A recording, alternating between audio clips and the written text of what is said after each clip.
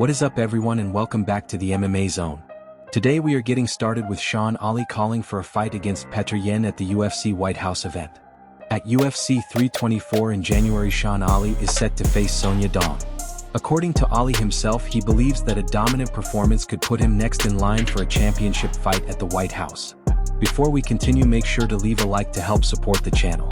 Of course, some fans are pushing back on this idea and argue that Merab deserves a rematch after defending his belt 4 times in a row. He only lost on his 5th defense against Petr Yan earlier this month. Even so, Sugar believes there is no one else the UFC would rather see representing the USA than himself. Here is what Ali had to say.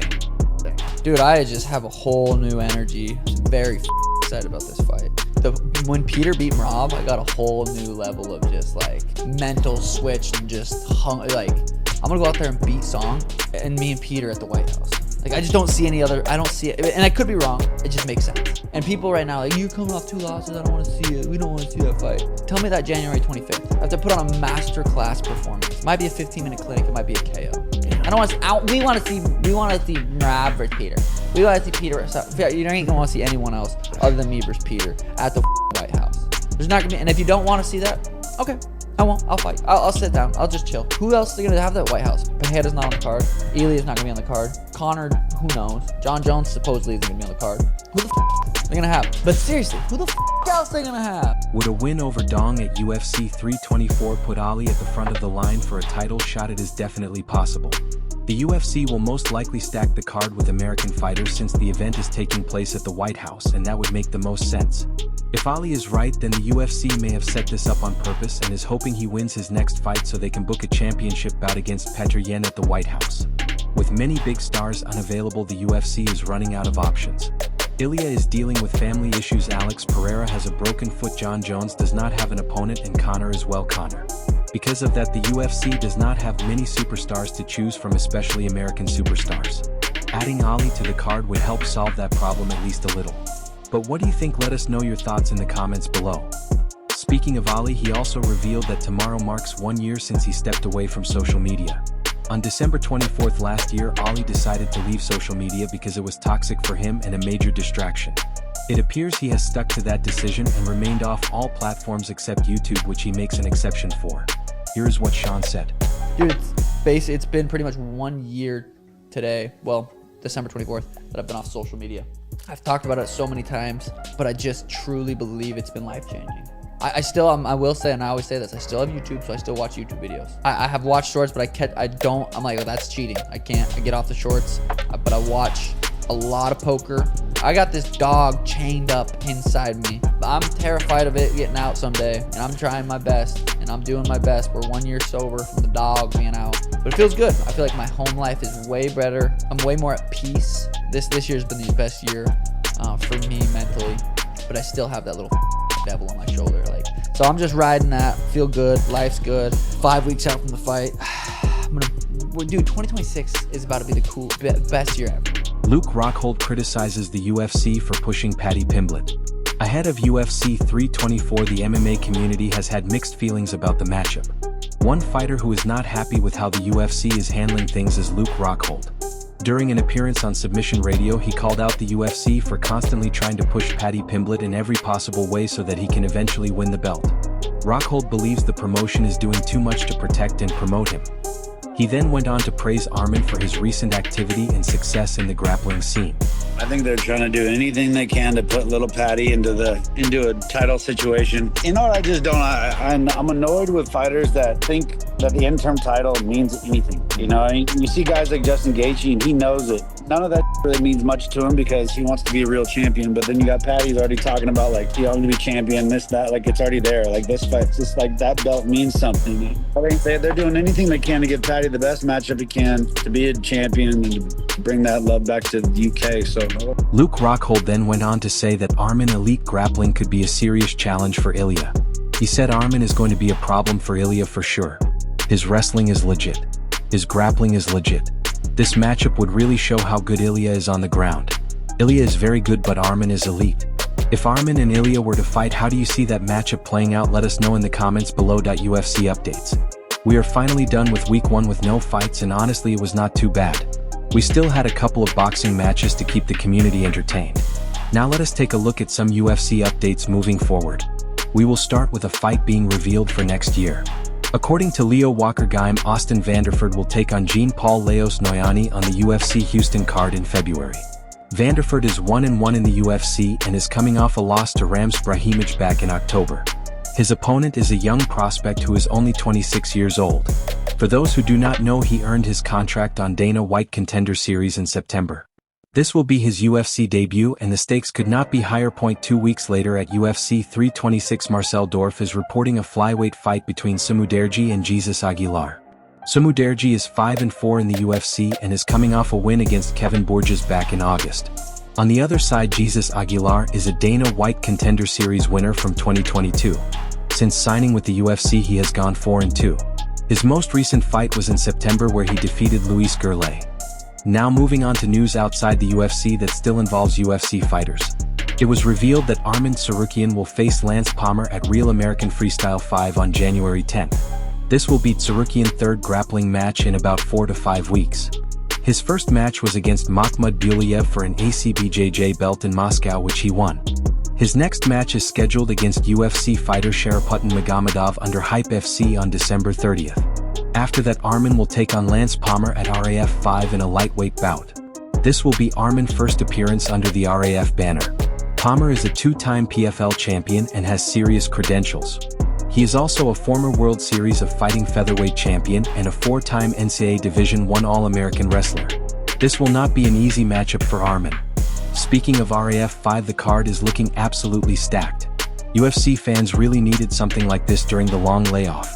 Along with Arman vs Lance Palmer, we are also getting Bo Nickel vs Yoel Romero and Colby Covington vs Luke Rockhold. What a way to start the year. And finally, speaking of Covington, he has already called out Tyron Woodley for his next match under RAF. It does not seem like he is too interested in fighting in the UFC right now. Maybe he is waiting for the UFC White House card like everyone else. Who knows? In the video, Covington took shots at Woodley's boxing career and invited him to a Real American Freestyle match. Covington posted the call out on his YouTube channel. Damn, Woodley, how the mighty have fallen. I know people like to say don't kick a man while he's down, it's in poor taste, but personally I say that's the best time to kick a slime bag like you, cause you're easier to reach. You used to fight for championships, now you're out here selling the last of your dignity, taking beatings from YouTubers and geriatrics so you could pay off your baby mamas. You should be retired on a beach somewhere drinking Mai Tais, but instead you're face down up in a boxing ring posing for dude wipe promos. I know you got mouths to feed, Woodley. I know your brand is at an all-time low. We all know you need the money. You know, I've always been here to pick you up when you're down, Tyrone.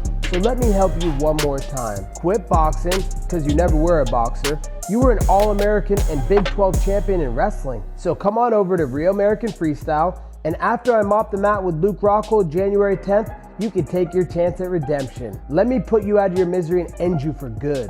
You know how to contact my people. Give them a call. Merab Dvalishvili and Ilia Topuria are training together in Spain right now.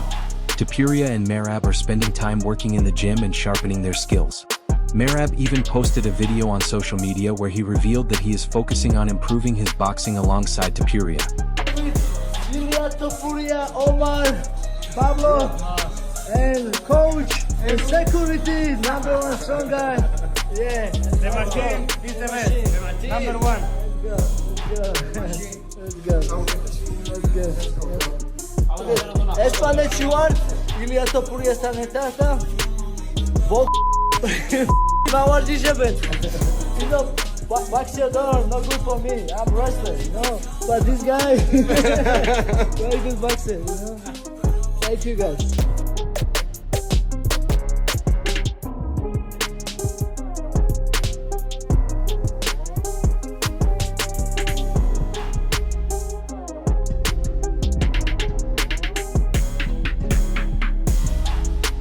With these updates, we also have some unfortunate news. Several fighters have been removed from the UFC roster. Dana White has officially removed multiple fighters as the promotion continues to clear house. We reported a few removals just days ago and it has happened again. This time it is largely European fighters, which was pointed out by Tom Feely. We will start with the release that shocked a lot of fans. According to Feely, Reep Fagranov has been removed from the UFC roster. He was 6-0 in the UFC with 1 draw, which explains why so many people were confused. Later, MMA junkie reporter Nolan King confirmed through his sources that Fagronov did in fact part ways with the UFC after his contract expired. As of now, it is unclear why he did not re-sign. This sparked a lot of debate within the MMA community. Fans questioned how the UFC could let go of an undefeated fighter while keeping others on long losing streaks. Many argued that the UFC no longer prioritizes legitimacy and instead focuses only on entertainment and money. Others said the promotion is a business first and that many elite fighters simply do not generate enough revenue. Some went as far as saying the UFC risks losing top-level talent by cutting fighters who are still winning and competitive. Earlier this morning, Fagronov broke his silence on the situation. He explained that nobody was fired and that the contract simply expired and was not renewed for certain reasons. He mentioned that there were small issues he did not want to discuss publicly and said it would require a full interview to explain everything. He reassured fans that nothing bad happened and that new offers are already coming in with different pay. He said he is not in the sport for the money and that he simply enjoys fighting.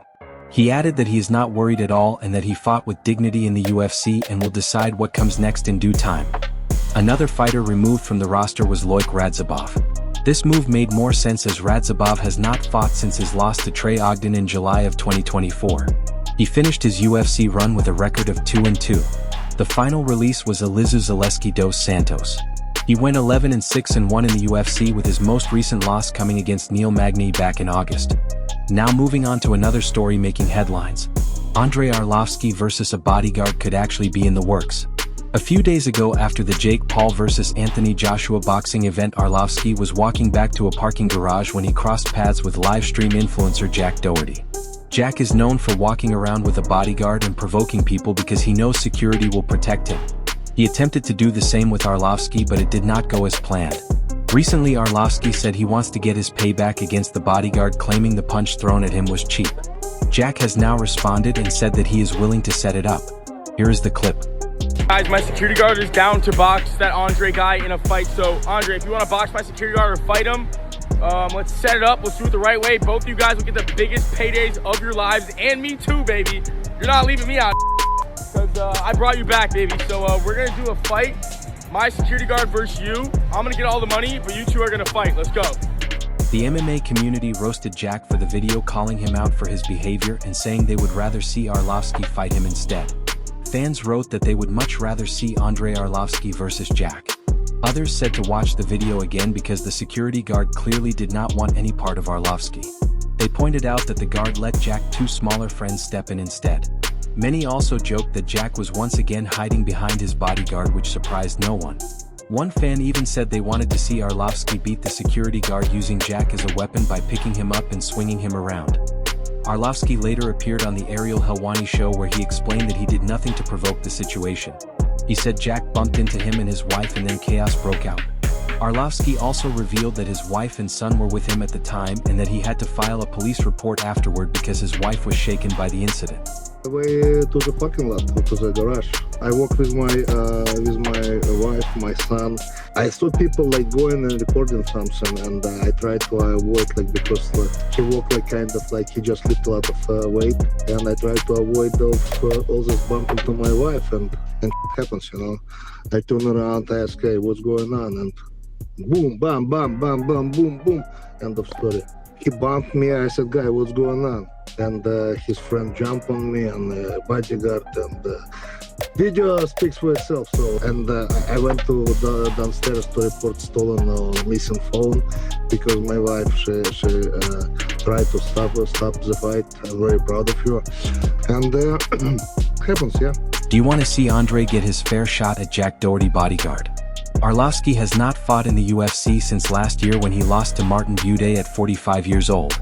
Now at 46, you can understand why the big man did not exactly manhandle Jack Crew the way he might have a decade ago. Either way, Arlovski versus the bodyguard is something people are talking about. How bad do you think Andre would beat him? Let us know in the comments below. Now moving on to some unfortunate news involving Ilia Topuria. Ilia Topuria's ex-wife has revealed some troubling information. As most of you already know, Ilia Topuria and his wife Georgina divorce became public very quickly and it turned ugly fast. With that came a lot of attention and scrutiny from fans.